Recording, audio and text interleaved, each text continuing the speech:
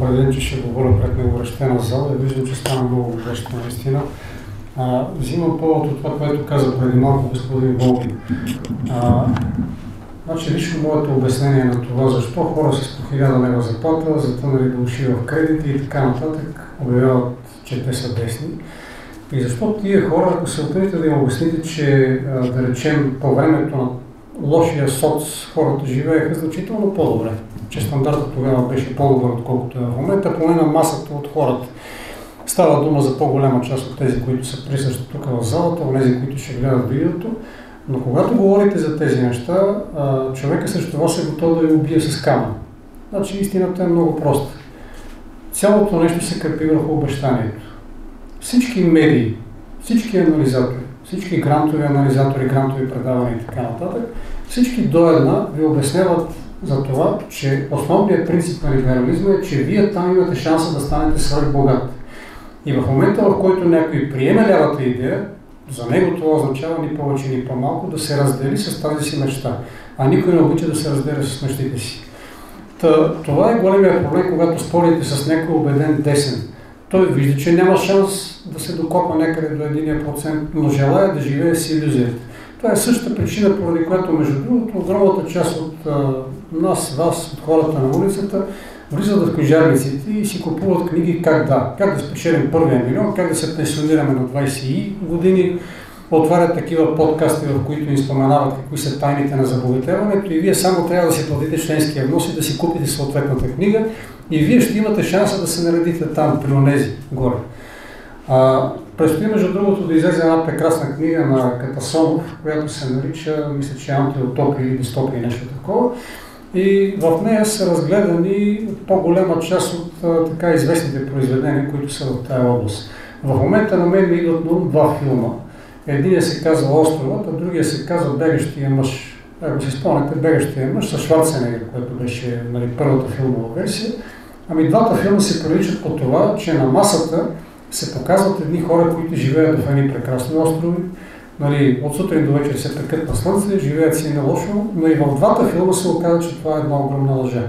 Същото нещо и с либералната реклама. Същото нещо и с рекламата, която ви обещава, че вие може да станете милионер, но тази реклама никъде не ви казва, че 99,99 от тия, които се опитват, в крайна сметка приключат само с разходите за курсове, книги и така нататък. Но тези хора ще ви пребият с камъни, ако се опитате да ги убедите, че вместо четенето на тези щуротии, които са си купили, много по-продуктивно би било да се захванат с някаква смислена работа. Не. Тези хора ще се закълнат в вярност към идеята, в която вярват. И това е причината, поради която толкова трудно се борим с неолиберализма. И сега няколко думи по основната тема, по която се събрали тук. Става дума за неравенство. Трябва да кажем, че България е страната, която има най-голямо основание да прави такива конференции, защото вие знаете, България от край време специално в Европа, ние сме с най-голяма степен на неравенство. Неотдавна гледах данните на статистиката, според това, което отчита Статистическия институт. Отделен е въпросът доколко е вярно и кореспондира с действителната картина, но според данните на НСИ, 20%, които получават най-големи заплати, най-големи доходи, взимат някъде около 7,8 пъти повече, отколкото взимат 20% с най-ниски доходи. Статистиката обаче гузно мълчи по отношение на това какви са активите на тези хора, т.е. на едните и на другите. Защото вижте, има нещо, което е много интересно. Значи, представете си един басейн. В басейна имате хора, които са ниски, хора, които са средни ръст и хора, които са по-високи. На тия ниските водата има някъде до тук. Какво ще се получи, ако дигнете нивото от басейна с 20 или 30 см? Ами резултата няма да бъде такъв, че да речем всички ще станат по-мокри, а просто тия най-ниските ще трябва или постоянно да плуват, или някои от тях просто ще се преселят в по-добрия свят. Това е големия проблем, когато статистиката започне да отчита такива величини, винаги се борави с средните стойности. Но ако се гледате вътре в тези страти и ще видите колко е мизерно положението на хората, които са така с по-нисък кръст. Всъщност това, което се получава при хората с ниски доходи е, че те не могат да натрупат активи. Колко от хората с ниски доходи могат да си позволят да си купат апартамент, да инвестират в добро образование, здравеопазване и така нататък. Ами при тях целият доход отива само за да могат да си платят разходите за храна, да речем някакви лекарства за поддръжка на живота и така нататък. Като казвам храна, нямам предвид наистина храна. Част от храната, която се консумира, тя е свързана с един социален разход, който статистиката не отчита. Знаете, предполагам, това, че в България се консумират огромни количества палмово масло. Знаете, предполагам, че в Полша миналата година са консумирали 110 тона така нареченото техническо жито. Нали знаете какво е техническо жито? Тоест, това е жито, което не минава през фитосанитарен контрол и там може да вкарате всякакви боклуци, нали, това число и облъчени, отровени, ГМО-та и така нататък. Но поради това, че вие на митница декларирате, че това жито не е предназначено за употреба от хора или животни, а е, да речем, предназначено за биомаса, за това да си напълни матрака с него или за нещо друго, вие го вкарвате, като заобикаляте фитосанитарния контрол и след това, разбира се, сменяте етикета и го продавате в хлебопекарните. 110 тона в Полша, при която все пак контрол не е толкова лош, колкото може да се очаква, да речем, от българския контрол или от румънския. Това е големия проблем, че когато имате ниски доходи, вие сте принудени да купувате продукти, които не са с толкова високо качество и съответно проблемите със здравето идват на доста по-ранен етап, отколкото онези, които са с по-добро благосъстояние.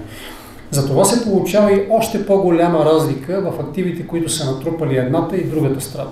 Затова, да речем, в докладите на Оксфам, когато се говори за неравенство и когато се гледат колко са активите, значи там виждаме, че да речем най-богатите 10% контролират някъде около 85% от активите в света.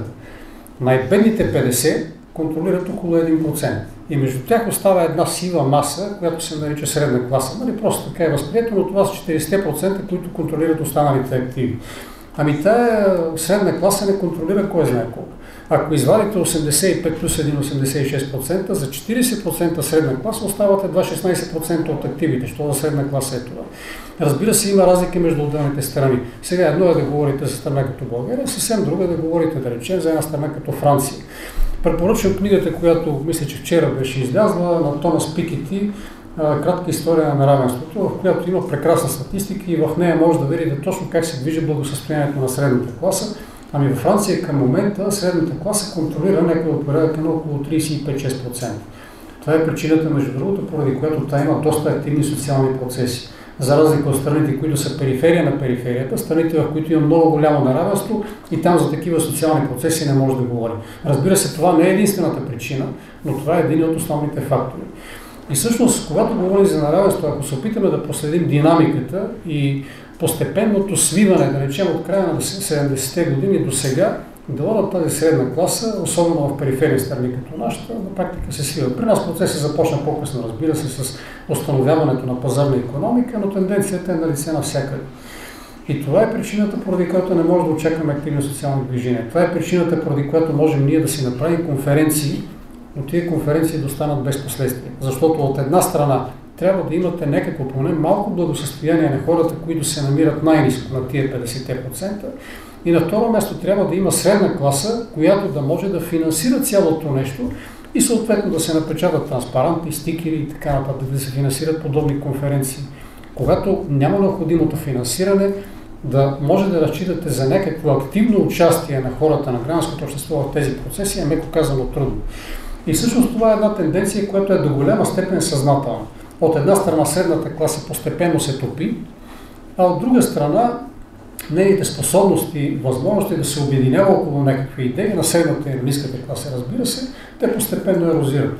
Преди малко господин Волги спомена за този орган, който ще бъде нещо като Европейското министерство на истината, но това са тенденции, които през последните 10-12 години изведнъж започнаха много бързо да се ускоряват. Ние виждаме буквално всеки месец, виждаме новини. Ето съвсем наскоро излезе информацията за това, че се гласува в момента в Европейската комисия и Европейския парламент една обща рамка, която ще бъде за опазване на природата. Дадено в тази рамка за опазване на природата са вкарани, меко казано, безобразие. Да речем, ако вие не се съобразявате с нормите на зелената сделка, може включително и да ви вземат имот. Това е, което се подготви.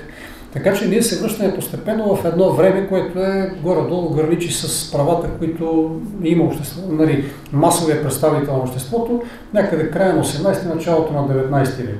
Тогава частният собственик, той е в абсолютно пълновластен и може да направи каквото пожелае. Тогава работодателя може буквално от днес за утре да изгони наемния си работник. И всъщност всички от тези права, които са издействани след средата на 20 век, с тези активни профсъюзи, синдикални движения и така нататък, тези права да бъдат отнети. Виждате, че където седнат и станат, работодателите говорят за гъвкав пазар на труда. Те говорят за гъвкави условия на труд, което означава, че искат да могат да ви уволнят буквално без предупреждение. Навсякъде се говори за гъвкаво работно време и това се въвежда. В Съединените щати, да речем, през последните 6 месеца виждаме увеличение на работните места, става дума на заетите работни места, изцяло за сметка на заетите на непълно работно време. Докато онези, които са на пълен работен ден, т.е. те имат малко повече права от онези, които са частично заети, постоянно намаляват. Същото нещо се говори да се направи и в България.